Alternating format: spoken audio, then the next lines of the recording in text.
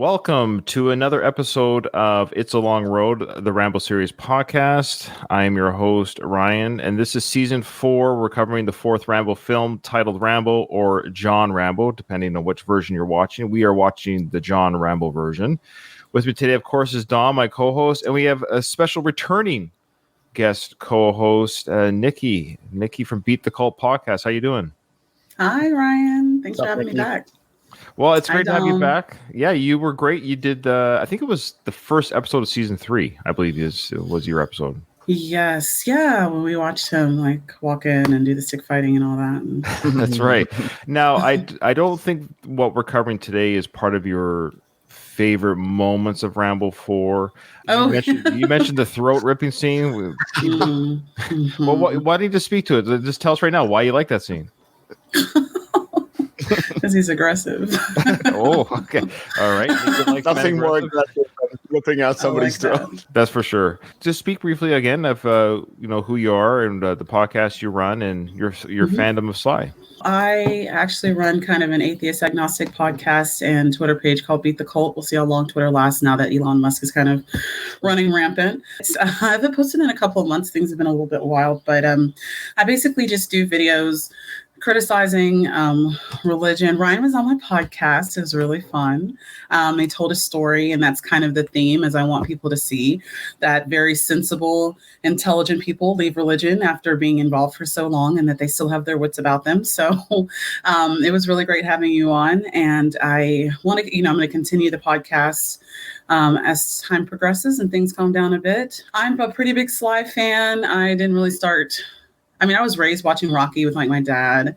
That's one of the two things we enjoy together is football and Stallone. So we both love Stallone, but I grew up watching him, but I didn't really start paying attention to Stallone until about 2 years ago when I was super big. I was 345 pounds and lost a bunch of weight. And then I started watching Rocky 4 one day. And was God, you work so hard. And I really respect work ethic for the first time in my life now. And I started kind of looking into his history. And he's very impressive. He's a very hardworking, impressive person. So I kind of fell into it. And then I went through every single movie he's ever made. Started watching, the Rambo thing. And he's great. Well, that's awesome. I love your story. And you did mention, if you haven't seen Nikki and want to hear more of the story of her sly growth, we talked more about that on Season 3, Episode 1, when Nikki guest co-host on that. That was when I was doing the rotating guest host for every episode. Not that I got tired of doing that, because I enjoyed doing that, but it became tiring to find a new co-host every week, because it's I'm just grabbing people from their lives randomly. Dom stepped in as the permanent guest co-host, or permanent co-host, I should say. But this is great. We're having a third chair, which I think we'll do. I think we got somebody else lined up already for another returning co-host duties. So we like those who enjoy the show still, who might. But this way, if you were a guest co-host, you still listen, and you want to join, like Nikki said, hey, get me back on there again. I'll get you back on again. That's not a problem at all. Okay, Nikki, what's your background with Frank Stallone? Oh gosh, World's Dumbest is the most I can. That's the first time I watched Rocky 3 with my dad growing up, but I didn't know that was him singing in the hotel lobby. It's him, hotel lobby scene. But I didn't even know. I knew Stallone had a brother, but the only time. Whatever you felt about Sylvester Stallone, the polar opposite. I was this guy's not appealing at all. I still don't know his deal. That's perfect that you say you don't know his deal. That's exactly what Dom and I are trying to do. We have a segment on our show called. That's perfect that you don't know much about him, because we're trying to educate the masses on our large, huge podcast. We try to tell the world who Frank Stallone is, because I think his voice needs to be heard. So we're going to start that segment now. There's another episode of Frank Stallone. Who is this guy? And here's another segment of Frank Stallone. Who is this guy? Why is he wearing glasses? Oh, Nikki, boy, we have a lot of catching up to do. That question sums up everything. Exactly, Nikki. It's unneeded. Well, the Frankster wears shades. That's his thing. He wears shades. He wears shades wherever he goes. Yeah. For our listeners who do just the audio only of our show, Frank is now doing biceps, and we're led to believe bicep. Now we're led to. we're led to believe he's mid. What do you think, Dom? Like his count, he's probably up to like 112 right now. That's right. He went off we all know this is not. This is like 7 in. They did it exactly. That's generous, probably.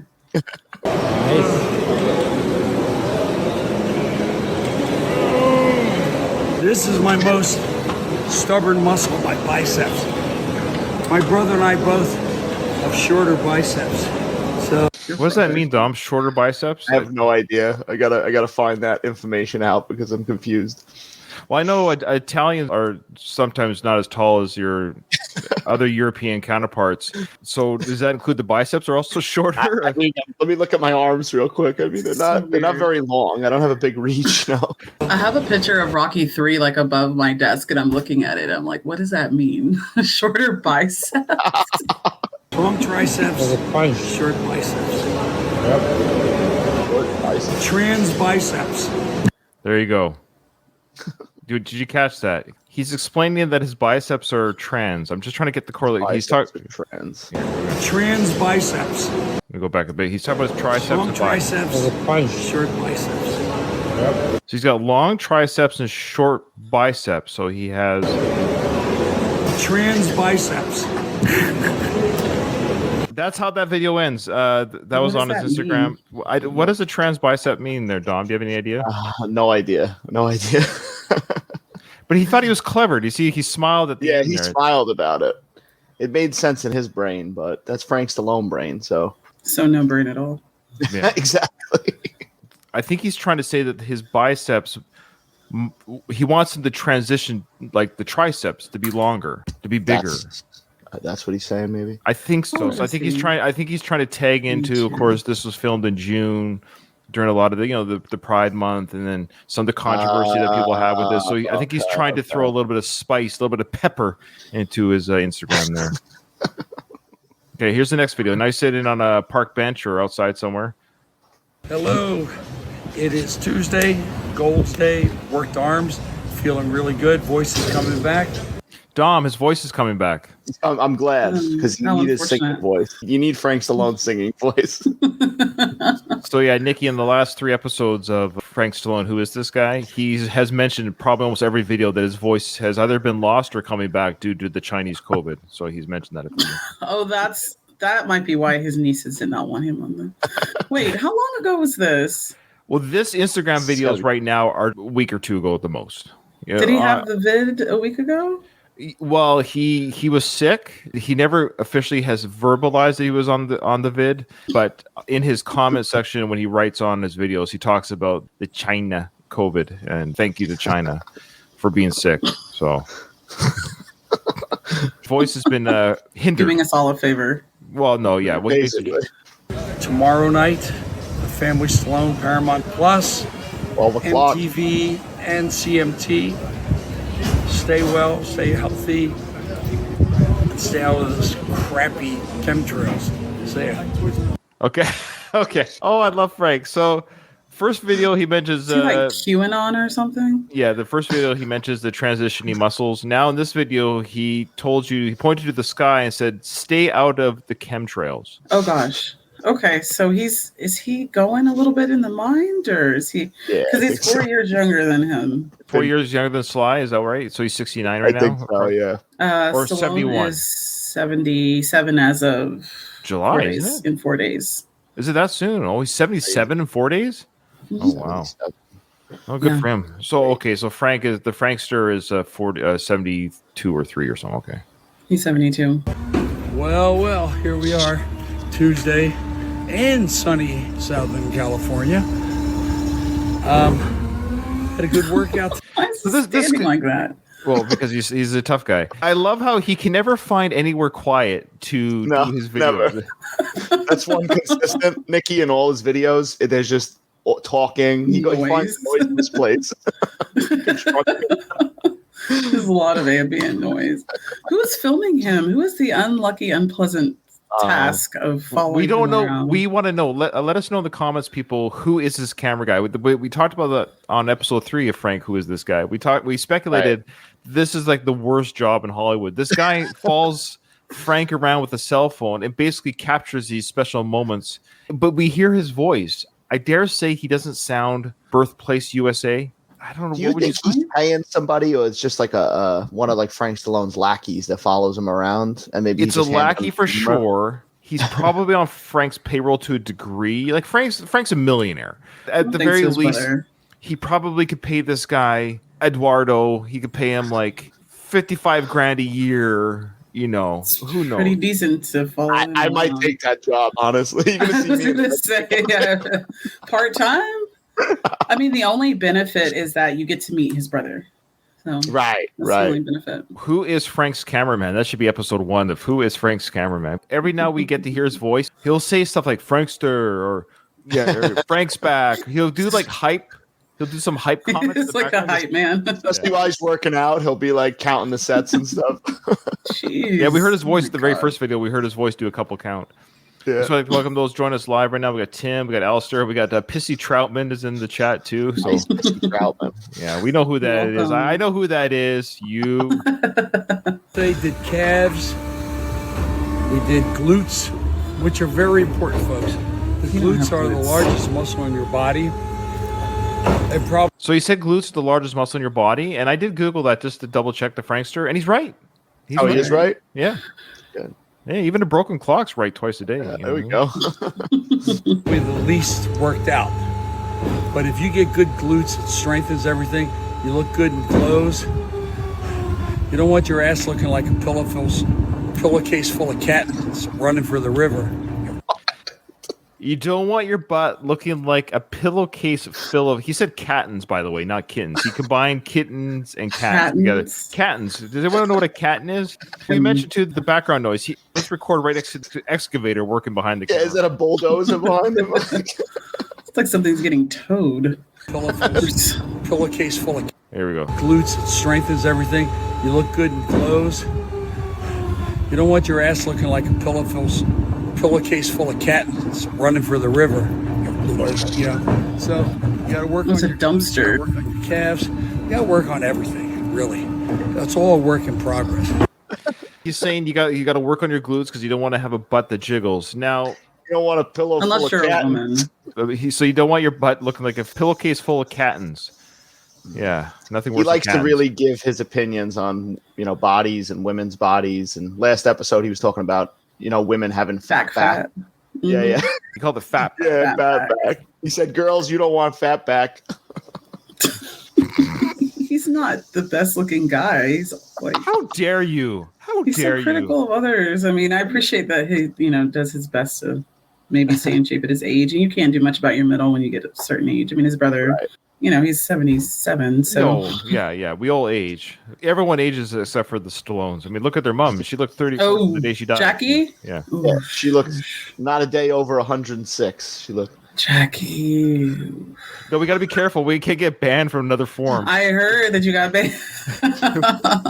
We're going to double down on everything. I'm going to get banned from my own Facebook page. Running for the river. Yeah. So you got to work on your glutes. You got to work on your calves. You got to work on everything, really. That's all a work in progress. But remember, after 12 tonight, you can tune in to the Family Stallone. I don't know if I'm in it or not. I don't have a crystal ball. But we'll start the next season in July. And oh, gosh. Surprises coming up. Have a great There's another season? Yes, season 2 has been greenlit on Paramount Plus. We're getting the second season of the Family Stallone. And I love how he says, I don't know if I'm in it. Newsflash for you, Frank. When Paramount Plus approached Sly to have them as a reality family on their programming, you were just a happy part of the mixture. You were not the reason why they were approached. I love how he's telling his fan base, I don't know if I'm on it, guys, but you might have to suffer that episode without me. Goodness. He does have some great... Strong word. I have a theory here. You know how Frank has basically hitched his wagon to Sly's fandom? Yes. Sly's life? Okay. Yeah.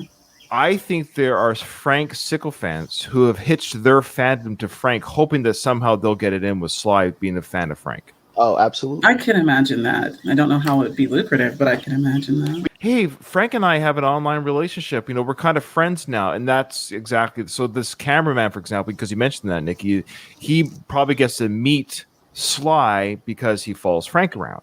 Right. Right. So there's Which is the people goal. who are fans of Frank. Right. You get the point. Yet again, that job sounds it's starting to sound better and better. I'm just gonna go Yeah. follow Stallone around, maybe hang out with Sylvester Stallone for 10 minutes. Love to meet Sylvester Stallone. Yeah, of course. Well, we never will He'd now. probably go what we're to doing prison, here. but I'd meet him. So. Imagine an alternate universe here. This is a food for thought. Let's just pretend Sly never existed, right? This doesn't exist, and Frank was born. So Sly died in the womb, and then Frank was born. Yeah. Well, number one, we wouldn't be doing this podcast. And number two, would Frank have a fan base? Would he be a successful star in any way, shape, or form? Would he have any shows at the Hard Rock Cafe? Anything? No. Absolutely not. Oh, man. That's not a slight on Frank so much as just the reality Yeah. of life. 'Cause, Of course. well, any doors that got open for Frank were because of Sly. That's what it Absolutely. comes down to. And he's still just Frank Stallone. Exactly. Yeah. Just Frank Stallone. Well, happy Father's Day to everybody. Cowboy hat, yes. I'm at the range. That hat Not my doesn't look best great. shooting, but I had a lot of fun. It's So, of course, he's doing another video outside. Is outside in nature? Sure, it's outside nature. There's no machinery around. Should be calm, right? Let's go to a shooting range. That hat doesn't look right at all. starting It to looks walk. like a vagina. You know, it takes a little bit of Vulva. time. Sometimes you shoot a good round, sometimes you don't, but that's life. But it's a beautiful day out here, and wishing again everyone a happy Father's Day, and hope to see you soon. My voice is coming back. Dom, his voice is coming back. Good. I'm glad I didn't know. Everything's coming back. I'm off. Everything's coming back. Okay, what's? Very cryptic. What does that mean? I don't know. Pregnant zone now. It's time to get He said busy he's off. He said he's off the prednisone. Prednisone. It's a steroid. now. Designed to reduce inflammation. Hope to see you soon. My voice is coming back. Everything's coming back. I'm off the pregnant zone now. It's time to get busy and get outside, get some vitamin D. Really happy about that. So have a blessed Sunday and have a good day. And may the good Lord take a liking to you. Goodbye. There's no way in hell he's religious. I swear. I love how like Stallone's supposed to be religious too, but he's the worst.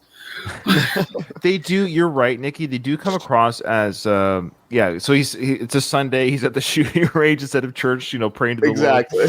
Lord. He's like, have a blessed day, and he says, "May the good Lord take a liking to you." I didn't realize the Lord had stipulations on liking me. He has preferences for liking certain people. I love Frank. So there you go. That concludes another episode of Frank Stallone. Who is this guy? Not too bad. His voice is coming back in 2 videos. He said that. He also mentioned his muscles are transitioning. Little trans joke. And the chemtrail talk. So a typical week for Frank Stallone. Normal day. All right. I do have a quick email here I would like to read. This is from Jeff. He said, "Hi, Ryan. Guys, I've been listening to your It's a Long Road podcast and One More Round podcast for a while now, and I'm enjoying both. I've gotten to Rambo through my dad. Look at that. See, Nikki dads, right? Mm-hmm. That's what I've been doing for my family. So I've gone into Rambo through my dad. He took me to go see Last Blood in the theaters when I was 18. So that makes him what now? So he's young too. 21, 22? Yeah, 22. So listen to this. So Last Blood is his second favorite. And he loved it so much. I've watched the whole series. Yeah, Last Blood is kind of like the Rocky V of the Rambo series. It gets a lot of hate that I don't think is warranted. No. I agree. I enjoyed it. I think people politicized it and it wasn't necessary. I just think the timing was bad. But I don't think it had anything to do with the political landscape at the time. Well, all the Rambo films have had some sort of nod to real life events. So the fact that they talked about the issues of the drug and the sex trade in Mexico, to say that doesn't exist is actually that's not true either. So he goes on to say that my favorite line in the 5th movie is when the human traffickers, spoiler alert here, everyone, spoiler alert if you haven't seen part 5, spoiler. Okay, My favorite line, the fifth one, is when the human traffickers kill Gabriella and Rambo goes back to the journalist and she tells him to move on. And he says, "What if you can't move on?" Yeah. That's his favorite line. It's pretty weird. The whole movie. Out of everything. What if you can't Not move on? cut you, rip out your heart like you did mine. Hey, that's great. Okay, that's great though, Jeff. I think that's great. That's what makes a movie special for everyone. So we'll keep our ears out for that, Dom. We'll make sure we give a shout out to Jeff.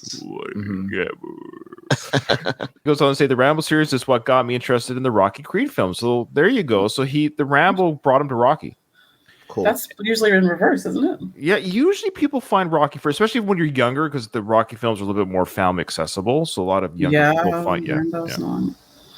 So he's over 18 now, so you can watch rated R movies. You can watch Cobra now. Without his dad's Supervision. being there with him. Yeah. I'm sure you're the same as me and Dom there, Nikki. I watched rated R movies since I was like 5 years old. I had to like sneak around my parents, but yeah. Because back in the 80s, man, kids were just kind of like, I was watching like, Halloween when I was in second grade. Like it's just. So he's watched all those as well. He says, "Well, anyway, I love your podcast, man. Thanks. And I can't wait for season 5. P.S. Here's a good question. Have you all ever seen the intro and or the cutscenes in the Mortal Kombat 11 game for the Rambo character?" Yeah, I played it. Oh, you played it? Yeah.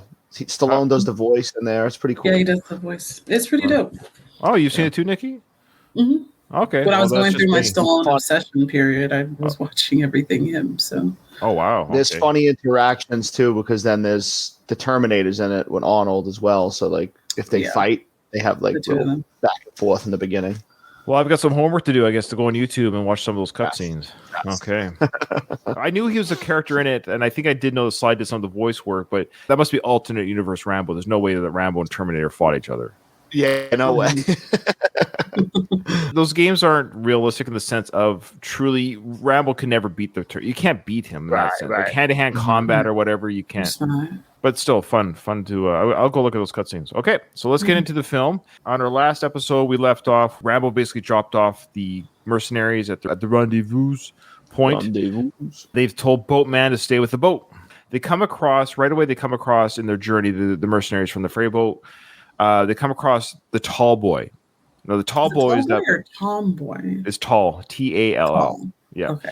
And it's an undetonated bomb that was dropped in the area during World War II. And this did happen. In fact, I found a news story about a tall boy in Poland that was in the reservoir in the water. That same thing had dropped during that war, World War II in the Poland waters. They tried to disarm it, but in the process of disarming the bomb, they detonated it. Oh God. Just leave it. Okay. Yeah.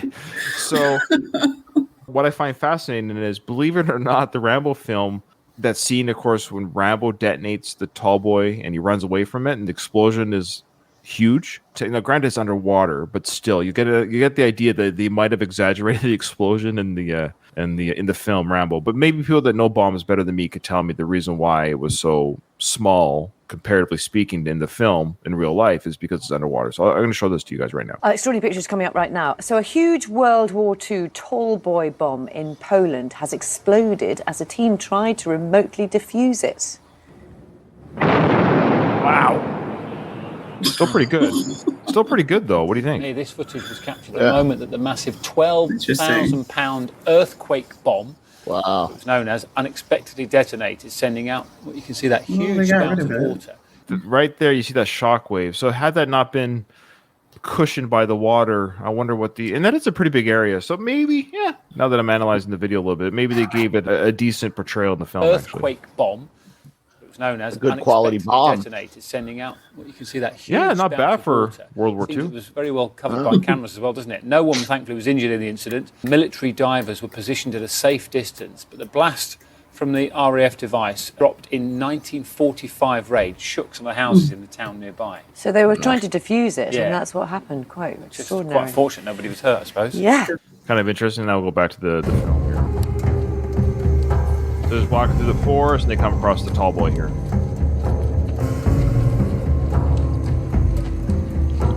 Oh, just a side note, real quickly, Ryan. Yeah.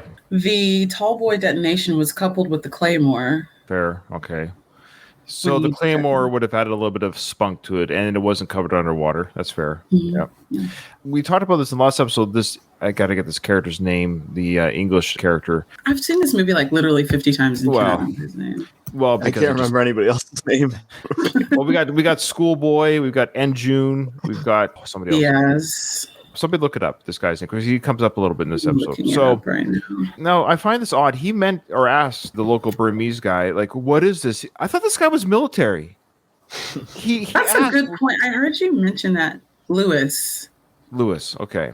So Lewis goes, what the hell is this? Like, dude, it's a bomb. Now he could have asked, he might have been able to, but he seems to be so perplexed why there might be undischarged weaponry. He has no idea of any of the world wars, anything geographical, past fights. And this guy's like, yeah, this was dropped and not detonated during World War II. Obviously, it was dropped from somewhere.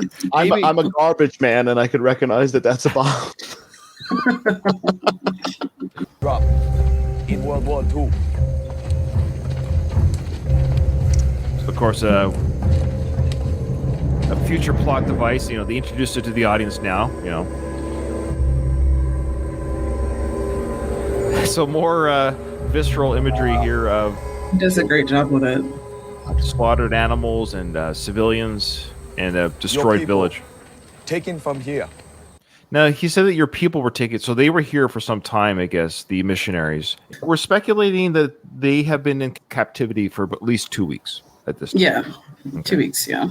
So the bodies are fairly decomposed. I guess that's about right, because we'll get to see a head on a stick coming up here. Stallone did a really good job with the imagery. He made it very, as you said, visceral, and he just did a really good job with the movie in general. Well, we talked about during the village massacre scene, the feel-good scene of the movie. That was rough. Funny, we made a comment during the live view and recording of that, like, oh, at least we don't see any kids on a stick. And then I went through the editing. They threw him into a fire. There's one kid that was chucked into the fire, yes, but there was another kid literally bayonet. Yeah, I don't know why we missed that. I think we were like half watching that. We were like, oh, this I think we mentally blocked it out. He did a very good job depicting the realities of war. Oh, there's the head on the stick. Did you see it? Yeah, there's a picture of Stallone with the mercenaries, just all of them with a picture of that. Oh, really? Okay, I'll see if I can find that online and put that in the episode here. Yeah. Thanks for pointing that out, Nikki. Man, I have seen some. A better podcaster would have had it ready, but You gotta dig for pictures like that. Just set pictures with him and them. I need a head on a stick, and then we're all gonna get around. We're gonna pose with it. Yep. Did you find it? Because that's what they did.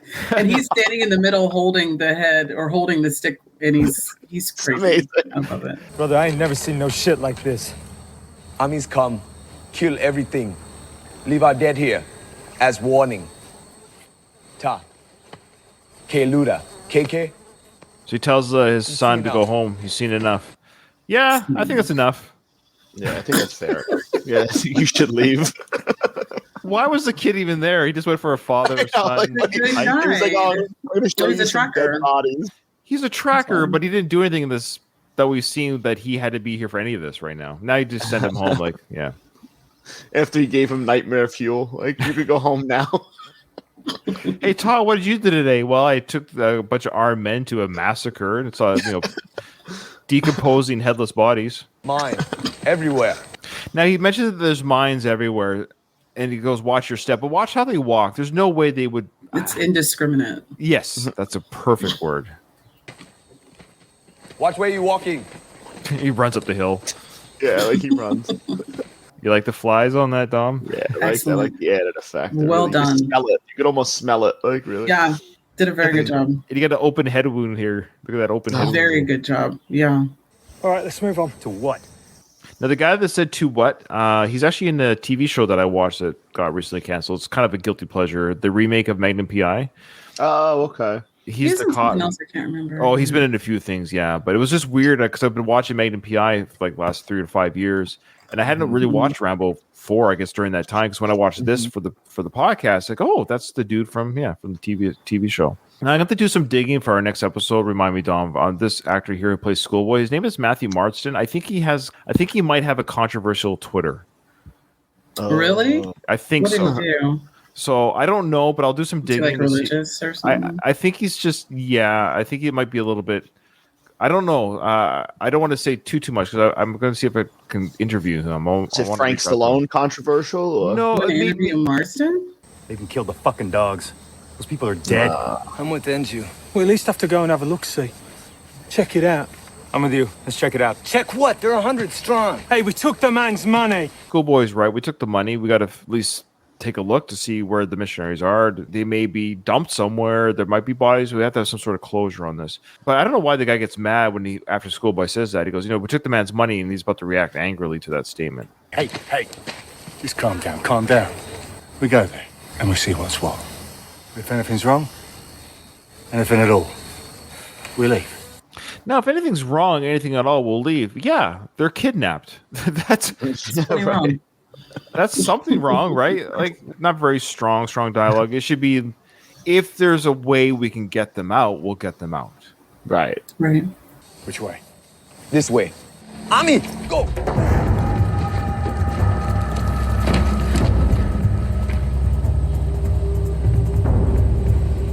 Terrorist army has come back to the location where they've already destroyed the village and killed people, but they've come back with more civilians. Do we know why what the purpose, other than is it just games again for them? I think it's just games of blowing up the people again, right? Is this their favorite mind game spot? Yeah. Run and blow them up, throw mines in the water.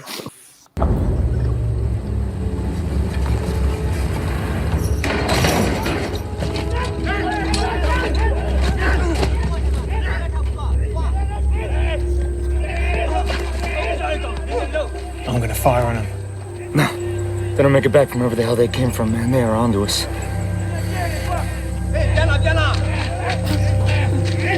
So they're making bets of who will or won't survive, I guess. It doesn't indicate what it is. They said, I got the one on the right, I got the one in the end. So the soldiers are making bets. Which one do you have, Dom? Which one do you? I got the one with the hat. Okay. That he's gonna blow up or not blow up? That he's gonna blow up. Okay, yeah. So they're not gonna fire on him. Oh yeah, there you go. There's one there. I'd be like, hey, I see where they're chucking it. I'm just gonna move around that area. They should have their prisoners. Their prisoners should have had their backs turned because they're kind of showing where they're chucking the mines. Right. 3 down there. What the fuck are they doing, man?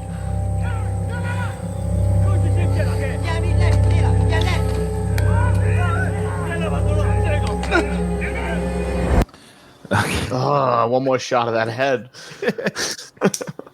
So they've got the civilians captured. They're on the ground. Of course, I forget the character's name. That's the local. He's seen this and he's really upset because these are his people. Maybe he doesn't know them personally, but these are his civilians. These are the freedom people and Karen's fighters. That's right. And now they're captured and he knows the game. He knows exactly what the game is. He's seen this and heard of this before, and he's about to watch it live.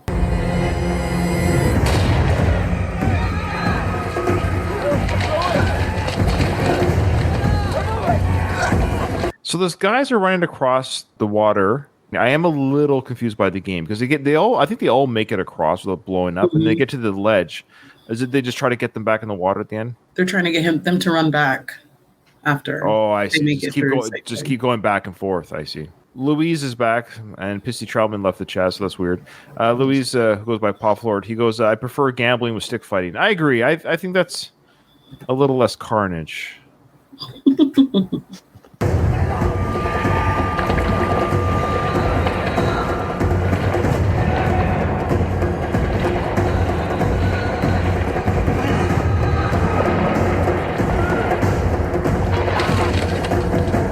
Made it across. Look at the one guy from before there lying on the bank. They did such a good job with the. Is that a real person carnage. or a mannequin there? I've been trying to figure that out too, and they did such a good job with like the rigor, and they did a great job. They did. Yeah, it's time to go back. You guys have to go back. Our game's not over yet. See, they could have easily shot them, but they didn't. They're torturing them mentally. just shooting around them to force them back. They want to watch them blow up. So the tension's building. I love this moment here. Of course, we're going to play it out a little bit because we'll play it out for the YouTube, but then I'll explain audibly what happens, of course, for our audio listeners. Again, the shot. Start running in the water, guys. Start running.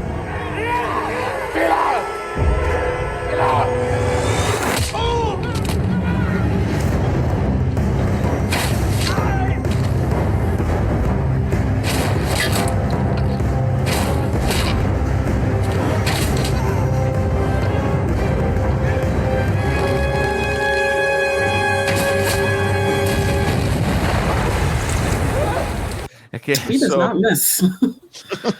He does not miss at all. So Rambo got all 4 or 5 soldiers with his bow and arrow, and that's the way to kill them too, because there's no alerting anyone else around the area of extra gunfire. The civilians. That's what he said in Rambo 2 when he's talking to Ko. He said it makes no sound. That's right. That's right. Alistair says that's the best part of the film. It is a wonderful part of the film, and I agree because now we did see the boat scene, of course, when he shoots the pirates. That's a great little Rambo killing moment there too, because that was the first one he does in that. But I agree with Alistair. This is it's in the discussion with the best parts of the film. This is what he feels the best. You're right. It's that proper. It does feel like old school Rambo to a degree. It feels like Rambo 2 and 3. It has that feeling of Rambo coming in like the superhero that he is, comes in, takes care of business. The odds are against the innocent, and Rambo comes in. It's a superhero moment. Love it. So the civilians run away. Good. They're safe for now. I love how, for good measure, the guy that got 2 arrows through him lands on a mine. Right. Just in case he's not dead. Rambo just kills everyone here, right? And then he just kind of like saunters out of the forest, and they all run to him. This is the way they go to him. Like, who is this guy? It's like this godlike. He ain't just a boat guy. He ain't just a boat guy. Who are you, boatman? Where'd you learn to kill like that? This version is so much better. The director's cut. In what way? What do you feel? Why do you say that? Because that scene, that question, where'd you learn to kill like that? He didn't ask that in the original one. He just asked you, who are you? Where'd you learn to kill like that is just a much better question, I think. This also answers the question that Dom and I had at the beginning of the season is how much does Lewis know about Rambo? We talked about it during the boat ride. Now we know he doesn't know. He only thinks he's a boatman that catches snakes. So the intel on Rambo was nil with this guy, which now that we know more about Lewis, I'm not surprised. He didn't even know what a bomb was. So right. And he doesn't understand that humans live in the wilderness other than like he's so weirdly uninformed about how the world operates for someone who's supposed to be a trained mercenary. Exactly. Let's move. They're gonna come hunting our asses down when these guys don't show up. I got people to live for, man. We don't need this shit. We're going back to the boat. Maybe we'll just talk about it right now. So Rambo's about to say, no, you're not going to go back to the boat. Why does he force Lewis to stay? Some extra hands, I guess. That might be the only thing, because now he's thinking of Sarah, the blonde-haired missionary, because he's on a rescue mission. Now, Rambo's involved. He's all in, okay? So that was the only thing I could think of too, Dom, was that the reason why he kind of forces everyone to stay is because you ain't going anywhere. There's innocents. We're like, right. We're not leaving a soldier behind. Right now, the missionaries are like soldiers without weapons. Yes. This mission is not over. Right. Any way he's going to coerce these people to stay, he's going to say. You're right, Alistair. The actor who plays Lewis is pretty Ricky Collins' handler in Creed, the first film. Yeah. Really? Yeah, it's the same guy, same actor. Oh, it is. Oh my gosh. I never even realized that. What is that? We didn't mention that yet in this season, but that's absolutely true. So it's good as time as any to mention that. So good actor, and he'd be somebody that I think would be fun to reach out with. Obviously, he's got a good working relationship with Sly because both Sly projects he's in, there has to be some sort of connection. Oh yeah, I'll work with Sly type thing. And then Louise said, "Isn't Lewis? Sorry, this is Louis saying, isn't Lewis SAS? The Brits really dropped the ball on their training. What is SAS against? Some sort of special forces, probably. A better podcast would have that ready. Okay, so here we go. Special Air Service. What's it called? Special Air Service. Okay, so they're probably like Rangers, maybe? The Navy SEALs of the Air Force for the British type thing. So they're special forces air guys. So you would think this guy's been around the world and done stuff. It's odd that he's especially if he's air service, he doesn't know what a bomb drop from from an English plane, no less. English. His people dropped that weapon. Right. Oh, good point. They did. Wow. No, you're not. What did you say? I don't give a fuck who you are. You say another word and I swear on my kids' eyes I'll kill you. So aggressive. I love it. He says, I'm going to kill you if you say another word. Now, obviously, I think he's saying that out of fear, too. But I love it. Rambo does certainly say another word, but before he talks, he makes sure he's he's got himself covered before he starts talking. Yeah, Rambo's pretty intense. Yeah. Let's go.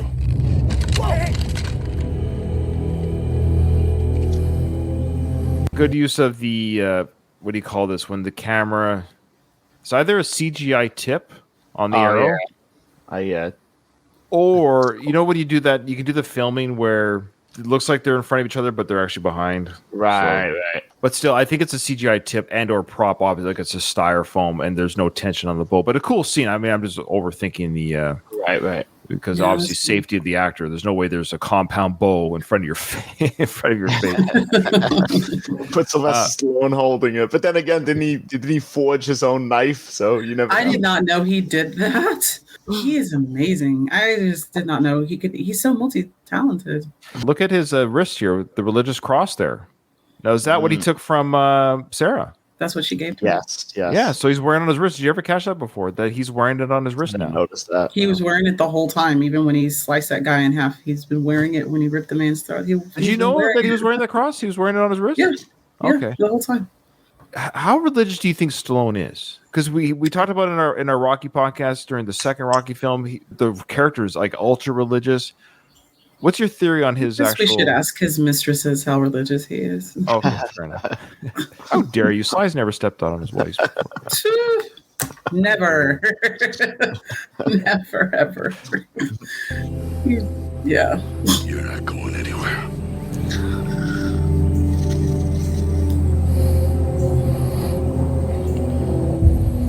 And there isn't one of us that doesn't want to be someplace else. But this is what we do.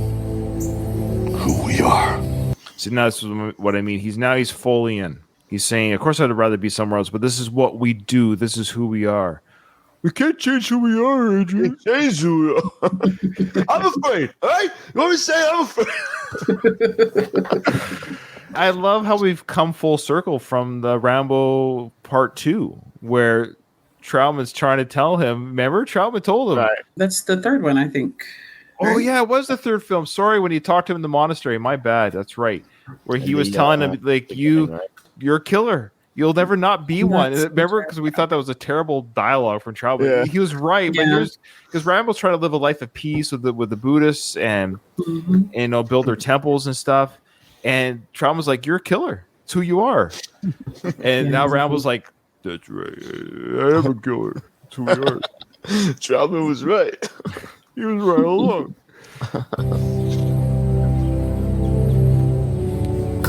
Live for nothing or die for something. You see that little look he gave after he gave that big little tagline speech there? He looked to the right a little bit like, you guys like that one? That's pretty good, right? I think I came up with that one myself. Or something. Like, let's go back again. I just want to watch that. He looks to his right a little bit. You like that? That was good, right? This is what we do. Who we are. Live for nothing or die for something. You see that? And then I love the mercenaries' responses. They're like, yeah, that's good. I like that. I'm going to put that in our back pocket. And they all like, I think we're going to follow this guy now. See, watch. Yeah, that was good. That was good. Not bad. Either that or they think he's going to kill them all if they don't go along with it. Probably would. Then he pulls the bow back a little bit more and says, your call. So he's really making a point here. Like, and he also knows that the guys won't shoot him because if they shoot him, he loses his grip on the compound bow and the arrow goes. Yeah. Good point. So he asks him, do you know where the compound is? Yep. Yeah. Let's move. That's different from the original because Mars didn't ask him, what's your call? And he's like, let's move in the other version. So. Oh wow, we should have Nikki on. Boy, it seems like she's a better podcaster than we are regarding this. We're like Dominic, we don't know the original very well. I haven't watched this movie in 5 years. Really? Oh my god, I've watched this movie so many times in the past year. Both versions. Good. Yeah. Well, we'll probably have you on again. This is Sly's version. This is his. That's right. We made that call. We were like, because we are the number one Rambo podcast in the world. we decided to let's do the proper director's cut version. If you're going to do it, you might as well do Sly's version. Yeah. Yeah. Exactly. And I believe this is the scene where we get to see what these guys do at the camp for fun. Is that what we see here? Yeah, wasting time.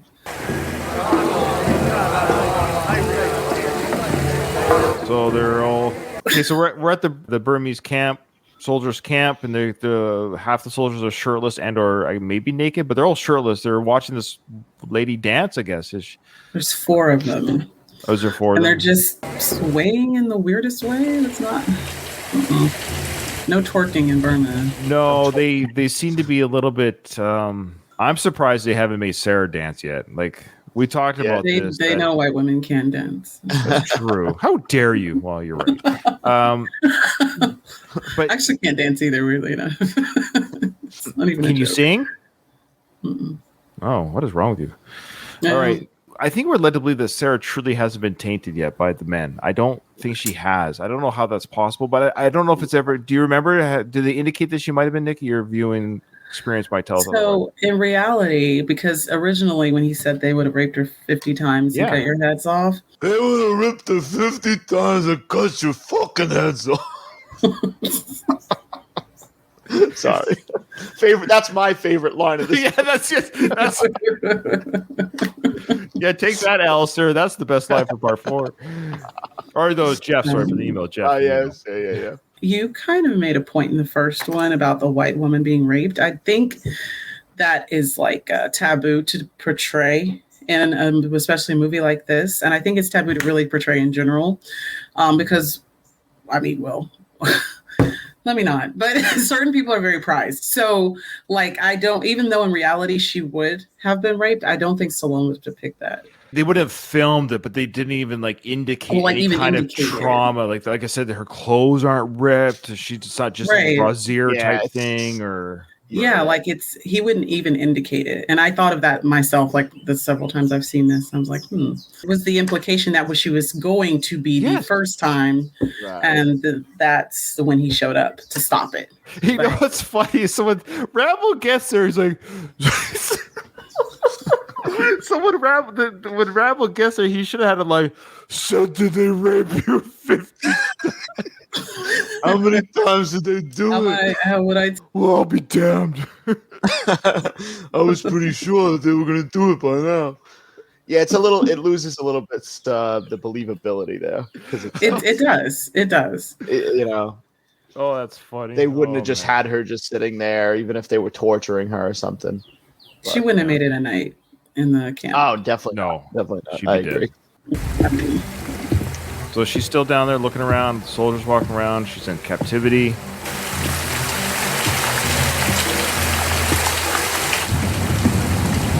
That's the main bad dude. Oh my God, Stallone does not play with him. That's so crazy. Like schoolboys on the tower, we got 15 minutes. Set your watches to 1:45. In, out, no waiting around for nobody. We meet at the base of the tower. All set? Yeah. Set. Okay, so interesting. Rambo lets him kind of lead his troops a little bit there. I noticed that. Mm-hmm. Yeah. And he's fine with that. I guess for him, he's all business. He doesn't take anything personally. If this plan works or this is a good plan, I will do it. That's fine. Let's go. Yeah. And he also knows these men will still follow the other guy too. He's not necessarily there to lead. He's also there just to fight too. And that's why he probably wanted Lewis to stay. He knew that he was the leader of these guys. That if he left, he would have lost probably more than just Lewis.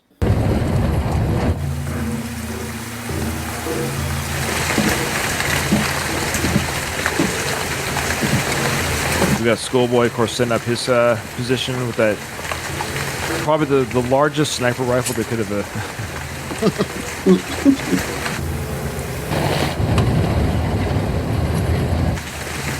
They dressed up their tour guide as to look like a soldier. Is that what they did there? That's not the tour guide. Who is that? I don't know. That is so weird. Like I don't know who that guy is. I've been trying to figure that out. Is that not the tour guide? No, the tour guide's much younger than that guy. So odd.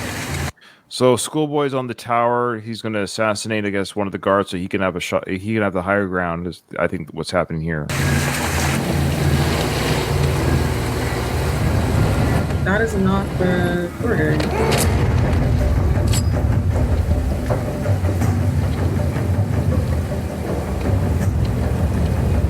They let the truck in. Wait, did we say tour guide? I say tour guide. I meant to say like on a tour. Yeah, I forgot his name. The character's name. Tour in hell. Did we miss why they're in the back of the truck, or how they got this truck, or whose truck this is?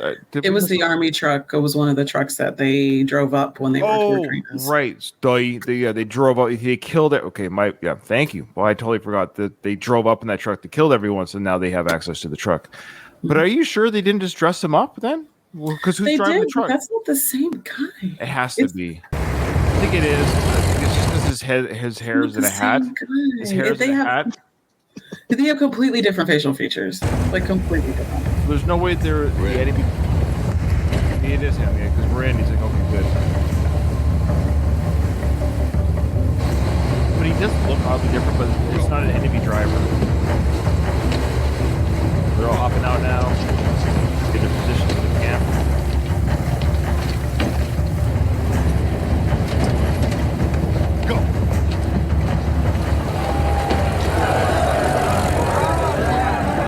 Okay, there's the four of them. Okay. I love how excited the men are getting. Like, it's like, yeah. Yeah, it's just so excited. This is the crowd. That doesn't make sense because they have females tied. They have females like caged. So why would you only have 4 of them when you could have more of them? Could be the appetizer. I don't know, build up.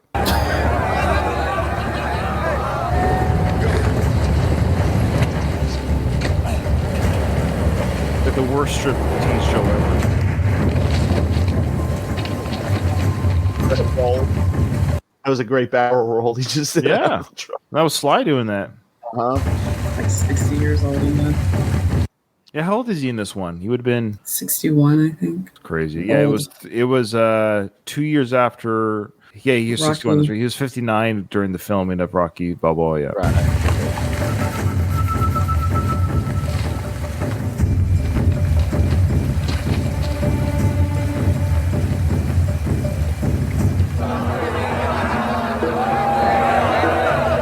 Well, they seem to have some sort of choreography going on there. They're all three. They're doing like the left arm, right arm. Move, I thought they were doing the Macarena for a minute, honestly. Just go up just a little bit there. I just want to see that moving again. Did they rehearse this before they went up there? Like, okay, see, look back and forth. Before you go this.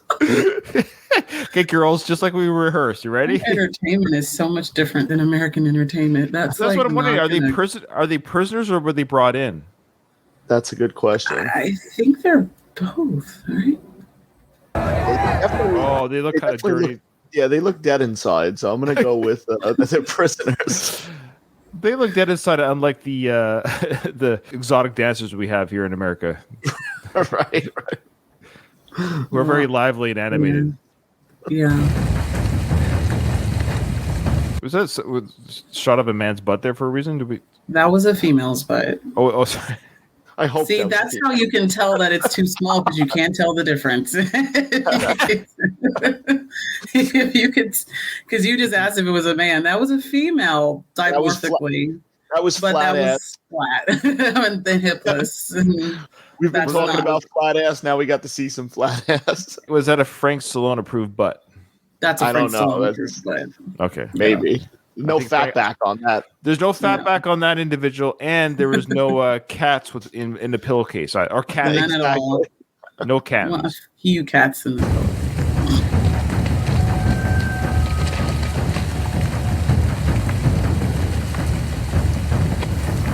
They're all set up positions in the camp. Check out their watches, synchronicity, and check. So we have a pig eating. Is that one of the dead missionaries? Is that the one they killed? They had 4 to choose. Yeah, he said take them out to the pigs. Yep. He was sitting up there crying like a bitch, so we killed him. Oh, wow. That's some sympathy for the dead missionary, Nikki. So, Nikki, do you have any opinions about the missionaries coming in and changing Burma with scriptures and Band-Aids? How did that change the tide of war? Thoughts? I have to watch what I'm going to say because, like, sometimes... So I have this thing about, like... I know you're both white men, but when white people come in and, like, give brown people religion to try to fix their problems, and it just doesn't... It's like this a very... I don't do it because I don't want to get fed to the pigs. This is why. Yeah. Smart man. But I just think it's very aggrandizing. I think it's extremely exploitive. It's been the white way. You're right. From the Spanish Inquisitions, I know they are considered white as far as I'm concerned. But and the missionaries to Africa. This has been the thing. It is. You're right. Yeah. That the Western culture, which is based a lot of it in Christianity upbringing, that we go to this. We are this way because we are Christian. Where you should just argue, say, we're this way, not this way, but our country or city or people or community is this way because we just believe in not, raping and murdering, but it has nothing to do with God. You could say, like, hey, why don't we put down our weapons? Let's talk about building schools. No, you put down your weapons, and then we'll come in and take your shit. And I know. Which is, I am one of those people who, to the victor go the spoils. If you're not strong enough, you're not. So, like, that's just kind of how I view it. I have, even my white friends are like, that's so, and I'm like, well, there's only so many resources. If you go take it, if people can't stop you, it's one thing. So, but like in this case, like they're just exploiting their poverty and ignorance. I mean, and expecting them to think Jesus can fix their issues, and that's not realistic. Well, it didn't work out for this missionary, anyways. He's pig food right now, literally. Yep. Rambo's just happy it's not Sarah. He has a thunder. Yeah. Don't talk. Where's the girl? She's over there. Go and tie her in. We'll be back for you. He said, where's the girl? His fiance, right? Yeah, their fiance. Yeah, I don't understand that at all. If I had ended up in her situation and I came to Burma with that man, I would not leave with him. Not after all of this. What are you talking leave about? With Rambo. You got to leave with Rambo. You stay with Rambo. You can't rip a man's throat out in front of me and me not plunge my whole uterus to you. What are you talking about? I'd leave with Rambo at that point myself. I'd be like, what? This man's beta ass. I know. He said, where's the girl? Did I miss that? Mm-hmm. Where's that blonde hair girl that gave me those looks?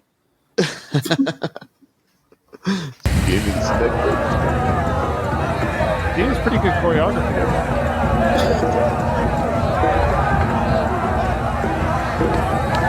Oh, he's not happy with it.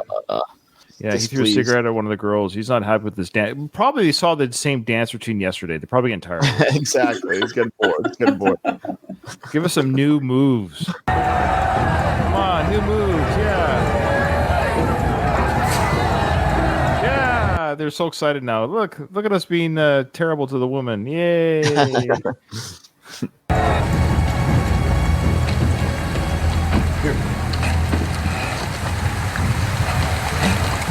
two of them in the cage. Near the pigs. Get them. Got it. There's two of them in the cage near the pigs. How do you know where the pigs are? That's a good question.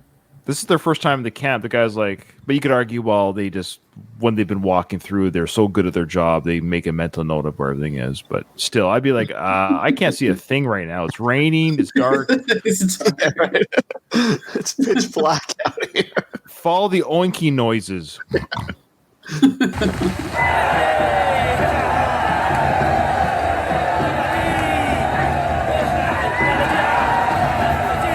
Hey, look at me, everyone. I'm going to assault them on stage. Isn't this great? They're cheering them on. That's like the simplest thing that happens to them. I know.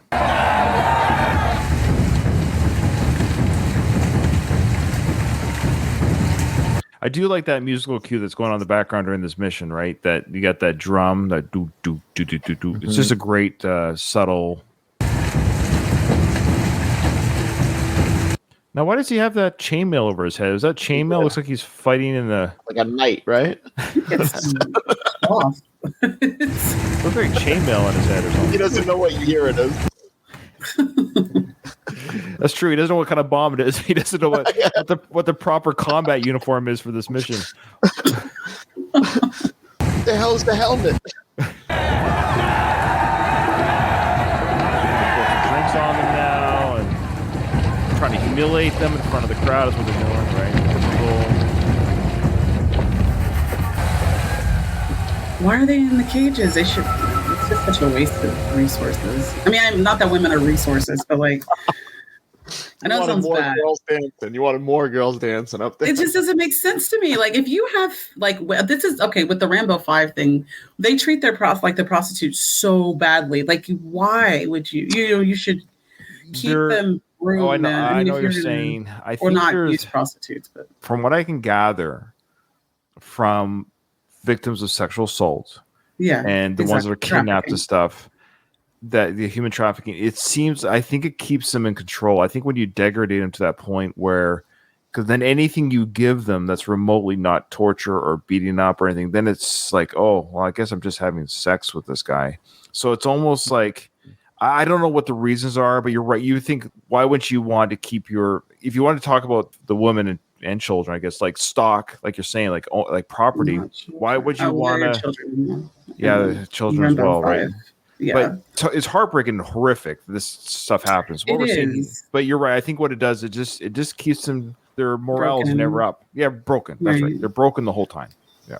It just, to me, it doesn't make sense. The men that are doing the things to these people, that's part of their pleasure. I don't get it. Like, my brain doesn't function there. Like, in all seriousness, I don't know how that's done. I don't know how you can assault somebody. And the discussion point being, like, I don't know how one gets aroused enough to like his consent is sexy. Yeah, like I can't do it with my socks on, like I don't know. like you got to set the table, so to speak. And these men who do this, I don't know how they are able to get that way when it's so violent and gross. I don't get it. Yeah.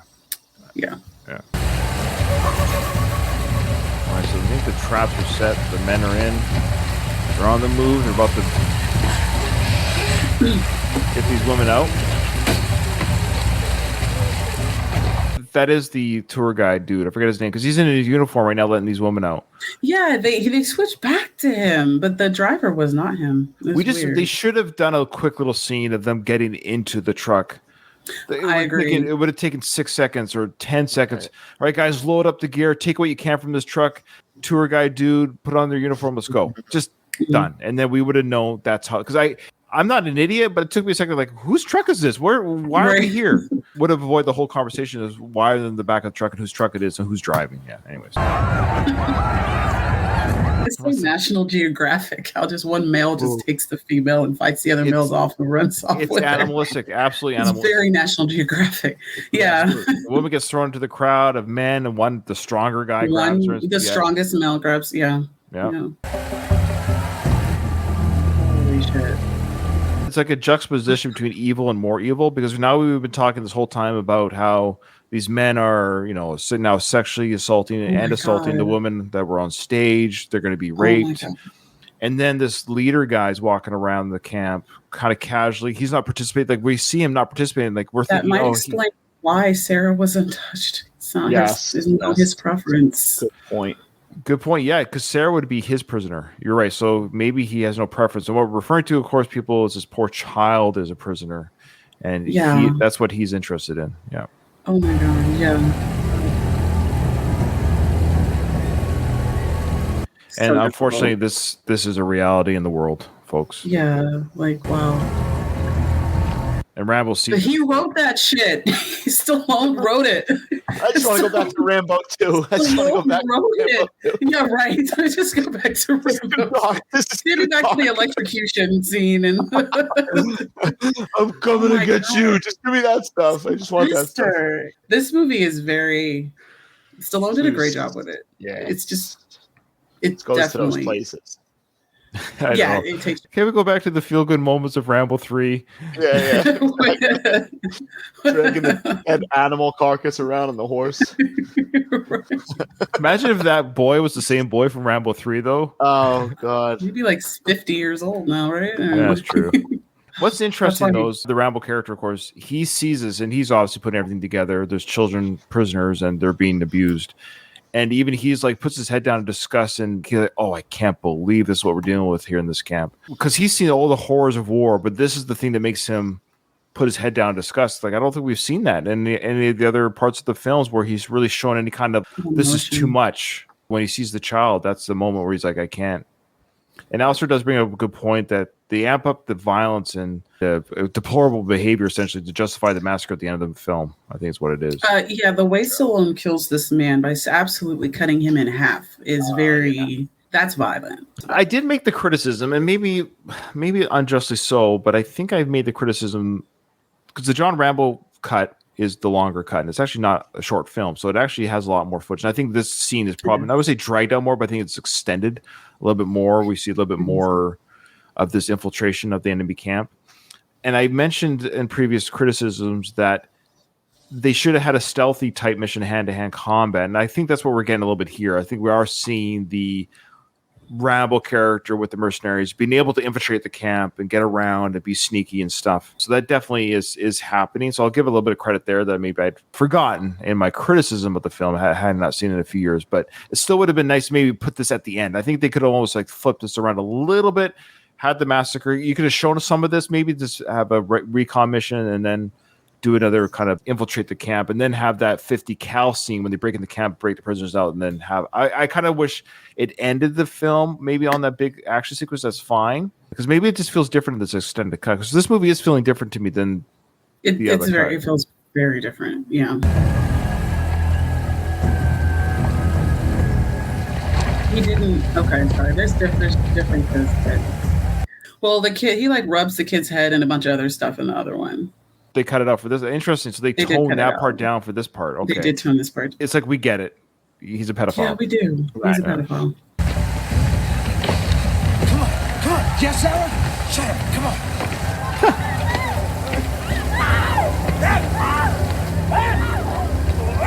So now we've cut to the guy that took away one of the dancers.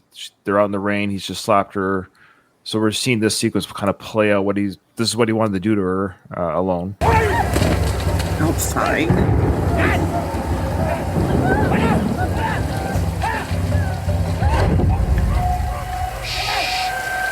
And Jew's got a hold of her saying, be quiet, I got you. Underneath the building. Oh, yeah, they cut that out too. He stabbed him like 5 times. In the other really? one. Mm-hmm. That's interesting. So the John Rambo cut has a little bit less stabbing, so to speak, on that scene. Yeah. So for our listeners, of course, the guy that was going to rape that woman got his neck stabbed through by Enju. Good job, Enju. Rambo sees Tara.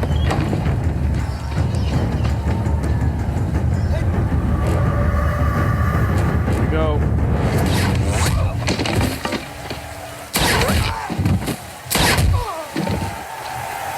I remember seeing this in the theaters and the crowd being very excited by those 3 kills. I don't know why, but I seem to recall some sort of like the tent has been broken because now Schoolboy gets to use his big sniper rifle. We get to see the power of this weapon and the effectiveness that he has in shooting these people with that weapon.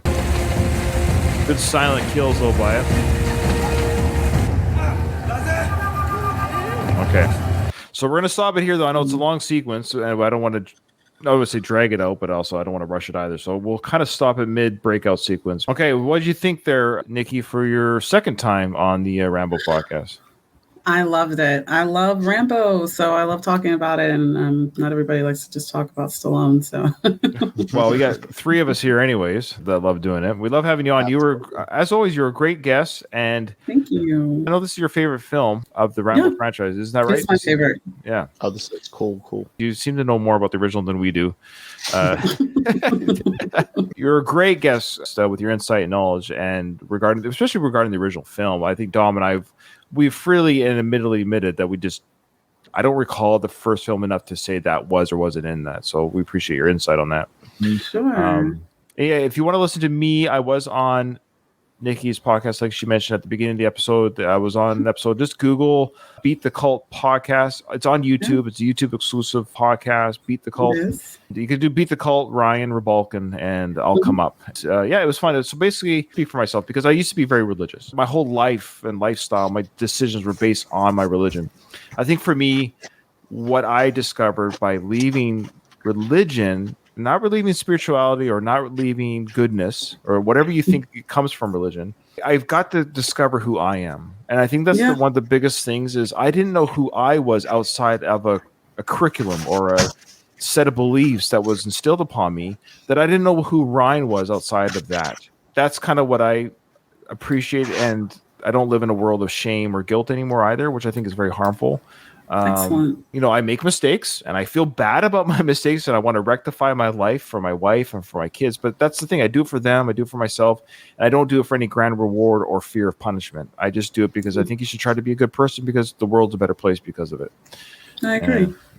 If you're fighting that fight, then I agree with it. And that's what I talk about on that episode. So take a listen. I think it's good. And you get to know a little bit more about me as Ryan, as a person, if you want to hear about who I am. If you're interested, so again, Beat the Cult, Ryan Rebalkin, I come up and I'll be able to actually tag the episode too in our show notes.